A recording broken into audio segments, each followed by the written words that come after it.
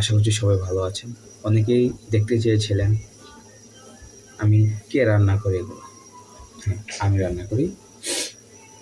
অবশ্য mister chef হতে পারি নাই, শেফ হওয়ার চেষ্টা করতেছি এবং মাঝে মধ্যে আপনাদের সাথে আমি কিছু রান্না শেয়ার করি।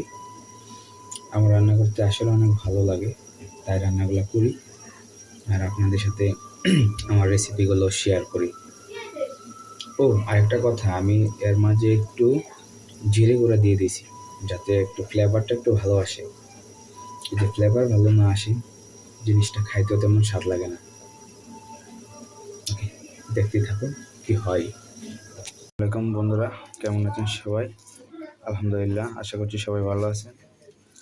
আপনারা অনেকেই বলছিলেন আমি শুধু মাংসই খাই, মাছ খাই না। আজকে পাবদা মাছ নিয়ে আসলাম। পাবদা মাছ আসলে খুব নরম একটা মাছ। তরকারি রান্না করতে গেলে খুব কেয়ারফুলি রান্না করতে হয়। আমি পাবদা মাছের সাথে কিছু কাঁচামরিচ দিয়ে দিলাম, পেঁয়াজ কুচি দিয়ে দিলাম। এখন মশলা দিয়ে একটু সময় রেখে দেব, মশলার তেল দিয়ে একটু সময় রেখে দেব, তারপর ভাপে বসিয়ে দেবো আর কি। দেখতে থাকুন। হ্যাঁ, লবণ দিয়ে দিলাম, 2 চামচ হলুদের গুঁড়া দিয়ে দিলাম, একটু মরিচ দিয়ে দিতে হবে, 3 টেবিল চামচ মরিচ দিয়ে দিলাম।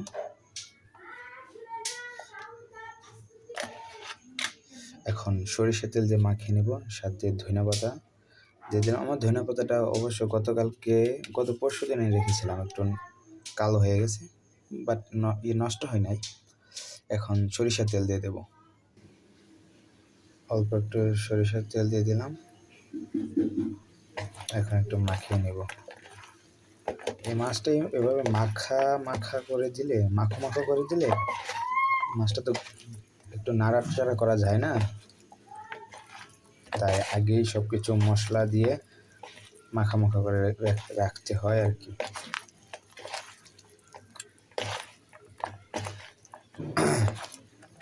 মশলা দিয়ে একটু মাখো করে রেখে দিলাম। হ্যাঁ, এরকমভাবে একটু মাখো করে রেখে দিবেন 5 থেকে 7 মিনিট। অবশ্য আপনারা চাইলে আধা ঘন্টা 1 ঘন্টা মাখিয়ে রাখতে পারেন, তো আমি সাথে সাথে খাবো তো। এখন বাজে সকাল 10:30। এখন ঘুম থেকে উঠলাম। হ্যাঁ, মাছগুলো সকালে এনে রাখছি, মনে করেন 6টায় ঘুম থেকে উঠছি, ওইটা খেজুরের রস খেতে গেছিলাম, বাট খেজুরের রস পাই নাই। তারপরে বাজারে গেলাম, মাছ আনলাম। সবগুলো উপকরণ দিয়ে একসাথে বসিয়ে দিলাম। এখন ঢাকনা দিয়ে ডেকে প্রায় 10 মিনিটের মতো অপেক্ষা করব, তারপর হয়ে যাবে। হ্যাঁ, কোনো প্রকার ঘাটাঘোটা করা যাবে না। তারপর আমি একবার নেড়ে দিচ্ছি মাছগুলো।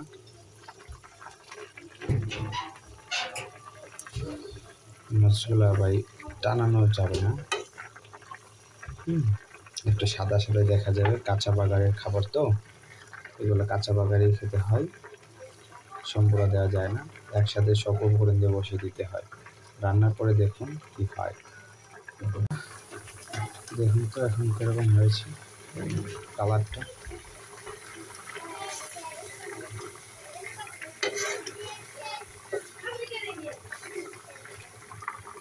মাছগুলো যাতে ভেঙে না যায়, খেয়াল রাখতে হবে মাছ যাতে ভেঙে না যায়।